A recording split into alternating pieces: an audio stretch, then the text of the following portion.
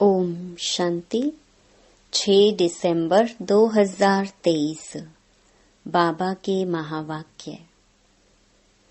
मीठे बच्चे, मैं तुम्हें फिर से राजयोग सिखलाकर राजाओं का राजा बनाता हूँ। इस फिर से शब्द में ही सारा चक्कर समाया हुआ है। प्रश्न, बाप भी प्रबल है तो माया भी, दोनों की प्रबलता क्या है? उत्तर, बाप तुम्हें पतित से पावन बनाते, पावन बनाने में बाप प्रबल है, इसीलिए बाप को पतित पावन सर्वशक्तिमान कहा जाता है। माया फिर पतित बनाने में प्रबल है। सच्ची कमाई में गृहचारी ऐसी बैठती है जो फायदे के बदले घाटा हो जाता है। विकारों के पीछे माया तवाई बना देती है। इसलिए बाबा कहते, बच्चे देही अभिमानी बनने का पुरुषार्थ करो। गीत, हमें उन राहों पर चलना है। ओम शांति। तुम बच्चों को किन राहों पर चलना है? जरूर राह बताने वाला होगा। मनुष्य रॉन्ग रास्ते पर चलते हैं तब तो दुखी होते हैं। अभी कितने दुखी हैं क्योंकि उनकी मत पर नहीं चलते। सब उल्टी मत पर चलते आए हैं।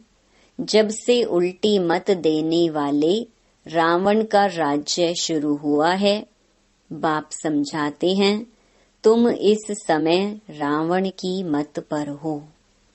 तब हरेक का ऐसा बुरा हाल हुआ है। सब अपने को पतित कहते भी हैं। गांधी बापू जी भी कहते थे, पतित पावन आओ, गोया हम पतित हैं। परंतु कोई भी समझते नहीं कि हम पतित कैसे बने हैं। चाहते हैं भारत में राम राज्य हो, परंतु कौन बनाएगा? गीता में बाप ने सब बातें समझाई हैं, परंतु गीता के भगवान का ही नाम उल्टा लगा दिया है। बाप समझाते हैं, तुमने क्या कर दिया है? क्राइस्ट के बाइबल में पोप का नाम डाल दे तो कितना नुकसान हो जाए। यह भी ड्रामा है। बाप बड़े से बड़ी भूल समझाते हैं। यह आदि मध्य अंत का ज्ञान गीता में है। बाप समझाते हैं, मैं तुमको फिर से राजाओं का राजा बनाता हूँ।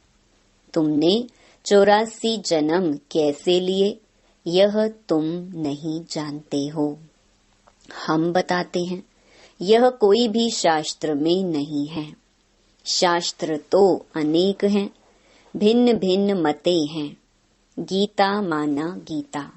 जिसने गीता गाई है उसने ही राय दी है।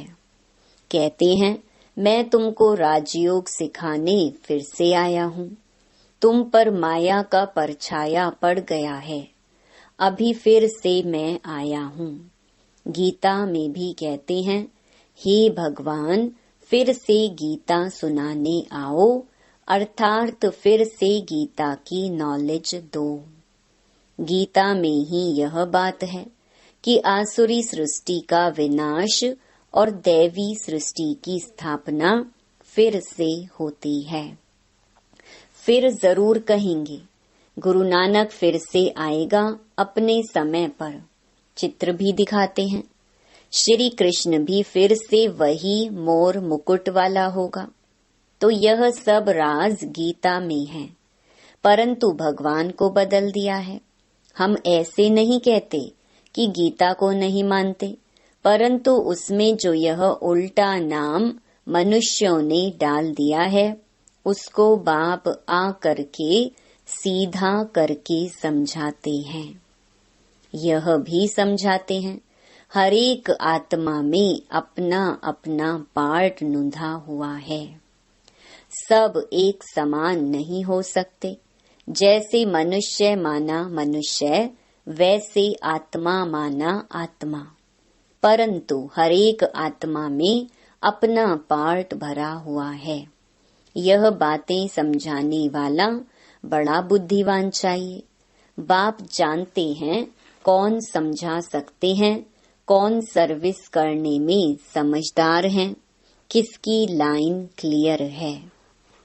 देही अभिमानी रहते हैं।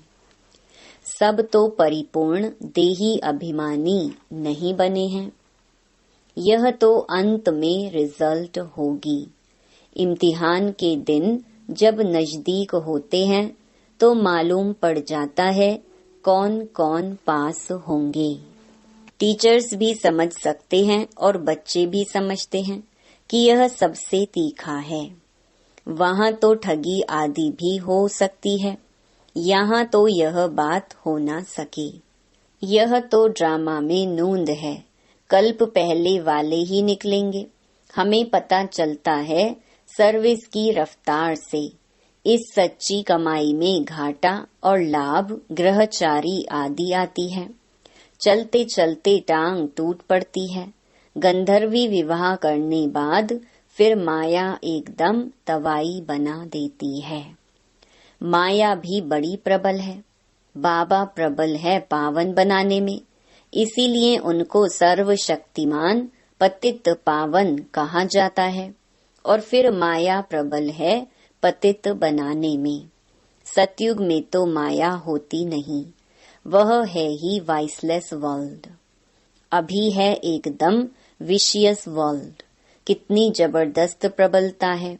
चलते चलते माया एकदम नाक से पकड़ तबाही बना देती है, फारकती दिला देती है, इतनी प्रबल है। भल सर्वशक्तिमान परमपिता परमात्मा को कहते हैं, परंतु माया भी कम नहीं है। आधा कल्प उनका राज्य चलता है, यह कोई थोड़े ही जानते हैं। दिन और रात आधा आधा होता है। ब्रह्मा का दिन, ब्रह्मा की रात। फिर भी सतयुग को लाखों वर्ष, कलयुग को कितने वर्ष दे देते हैं। अभी बाप समझाते हैं तो समझ में आता है। यह तो बिल्कुल राइट है। बाप बैठ पढ़ाते हैं। कलयुग में मनुष्य थोड़े ही गीता का राजयोग सिखाए राजाओं का राजा बनाएंगे। ऐसे तो कोई है नहीं जिसकी बुद्धि में हो कि हम राजयोग सीख राजाओं का राजा बनेंगे। वो गीता पाठशालाएं तो अनेक हैं, परंतु कोई राजयोग सीख राजाओं का राजा व रानी बन नहीं सकते। कोई भी एम ऑब्जेक्ट राजाई पाने का नहीं है। यहाँ तो कहते हो हम बेहद के बाप से भविष्य सुख की राजाई पाने के लिए पढ़ते हैं।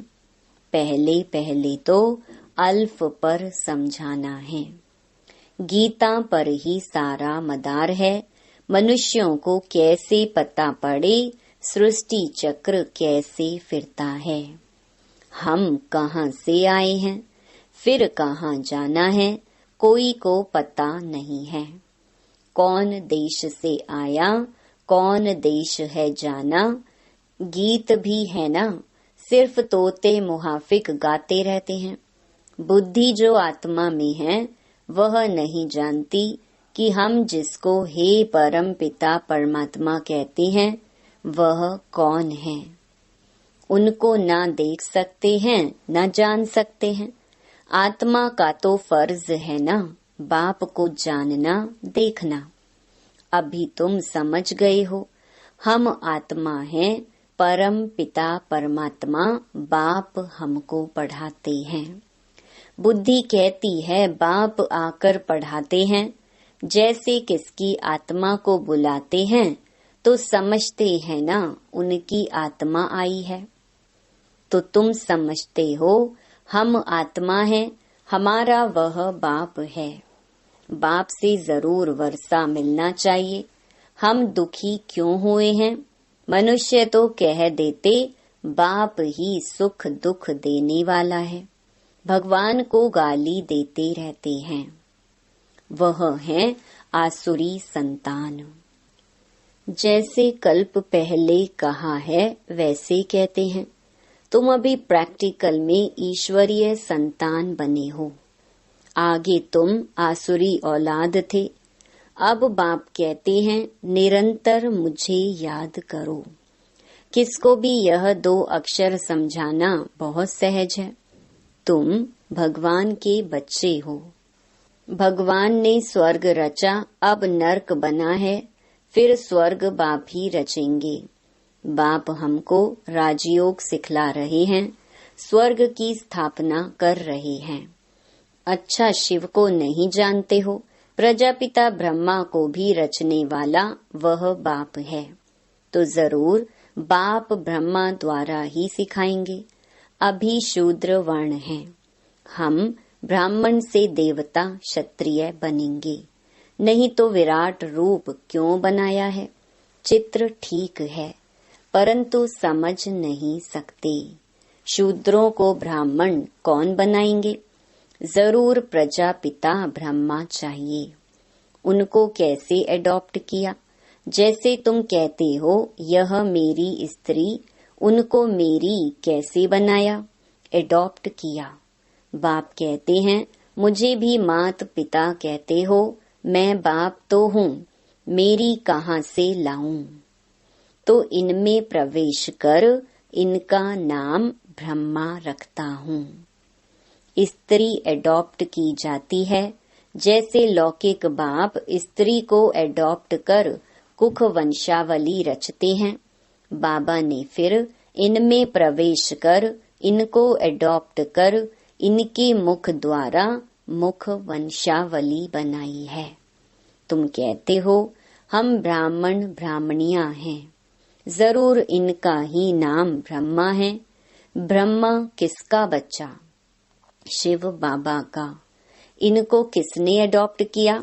बेहद के बाप ने। दृष्टांत बड़ा अच्छा है, परंतु जिसकी बुद्धि में बैठा होगा वह समझा सकेंगे। बुद्धि में नहीं होगा तो उनको समझाने आएगा ही नहीं। लौकिक और पारलौकिक बाप तो है ना, वह भी स्त्री को एडॉप्ट कर मेरी कहते हैं। यह फिर इनमें प्रवेश कर एडॉप्ट करते हैं। खुद कहते हैं मुझ निराकार को इनका आधार लेना पड़ता है, तो नाम भी बदली करता हूँ। एक ही टाइम कितनों के नाम रखे? नाम की लिस्ट भी तुम्हारे पास होनी चाहिए। प्रदर्शनी में नाम की लिस्ट भी दिखानी चाहिए। बाबा ने कैसे एक ही समय नाम रखे? बाबा ने हमको अपना बनाया तो नाम बदलाया।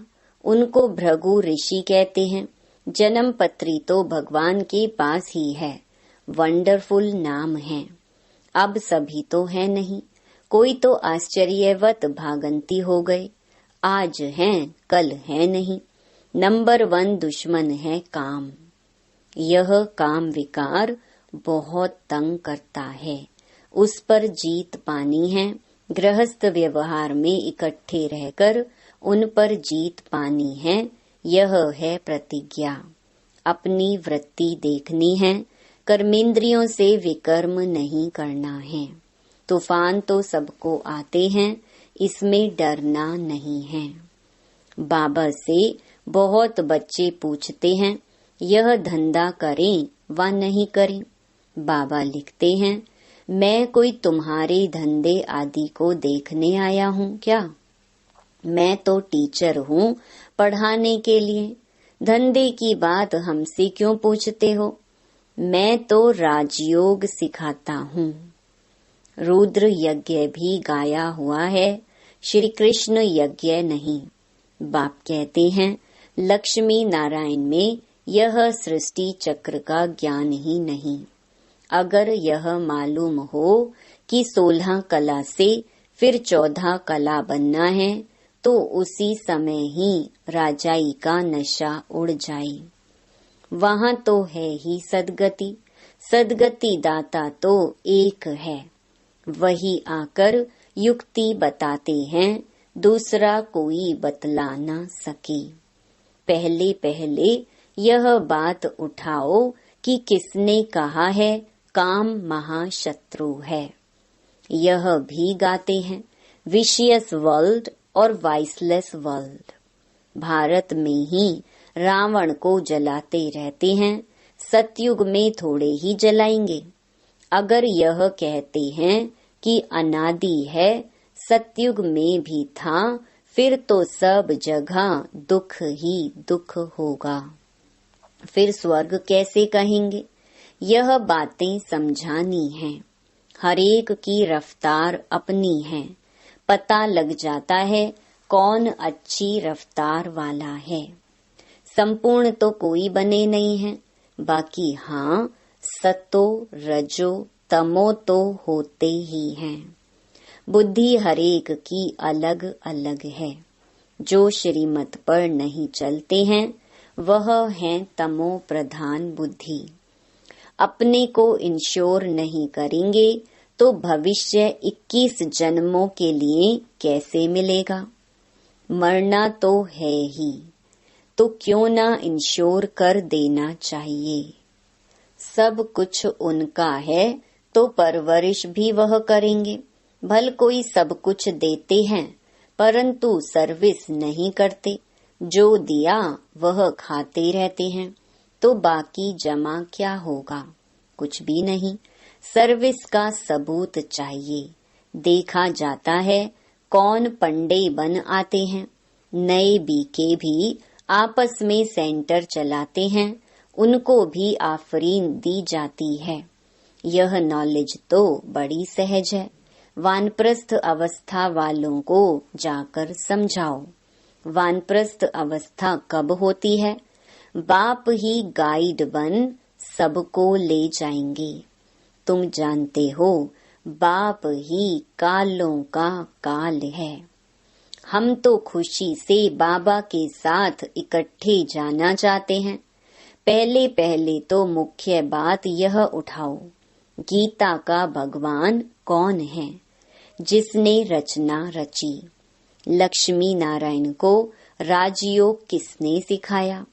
उनकी भी राजधानी स्थापन हो रही है और कोई राजधानी स्थापन करने आते नहीं। बाप ही राजधानी स्थापन करने आते हैं। सब पतितों को पावन बनाते हैं। यह है विशियस वर्ल्ड, वह है वाइसलेस वर्ल्ड। दोनों में नंबरवार मर्तबे हैं। जो श्रीमत पर चलने वाले होंगे उनकी बुद्धि में ही यह बातें बैठ सकती हैं। अच्छा, मीठे मीठे सिकिलधे बच्चों प्रति माता पिता बाप दादा का याद प्यार और गुड मॉर्निंग। रूहानी बाप की रूहानी बच्चों को नमस्ते। धारणा के लिए मुख्य सार। पहला, बुद्धि की लाइन सदा क्लियर रहे, इसके लिए देही अभिमानी रहना है। सच्ची कमाई में माया किसी प्रकार से घाटा ना डाल दे, यह संभाल करनी है। दूसरा, कर्मेंद्रियों से कोई भी विकर्म नहीं करना है। इंश्योर करने के बाद सर्विस भी जरूर करनी है।